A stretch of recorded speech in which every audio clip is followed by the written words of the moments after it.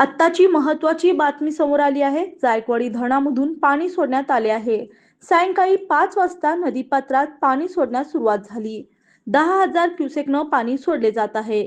धरणात येणाऱ्या आवकनुसार विसर्गात वाढ किंवा घट करण्यात येणार आहे। आपण हे दृश्य हॅलो बळीराजा चॅनलच्या माध्यमातून पाहत आहात। मंडळी, अद्याप जर आपण आपल्या हक्काच्या हॅलो बळीराजा या चॅनलला सबस्क्राईब केला नसाल तर लगेच सबस्क्राईब करा, जेणेकरून आमची अपडेट तुम्हाला लवकरात लवकर मिळतील। आज सकाळी जायकवाडी धरणातून पाणी सोडण्यासंदर्भात नियोजन सुरू असल्याची माहिती आम्ही दिली होती। त्यानुसार सायंकाळी 5 वाजता पाणी सोडण्यास सुरुवात झाली आहे।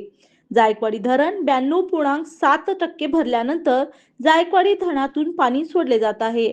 जायकवाडी धरणात 41,084 क्युसेकनं आवक येत आहे, तर सकाळी ही आवक 27,507 क्युसेक इतकी होती। या दुपारनंतर वाढ झाली आहे, तर जायकवाडीच्या उजव्या कालव्यातून 1,000 क्युसेक आणि डाव्या कालव्यातून 700 क्युसेकचा विसर्ग सुरू आहे।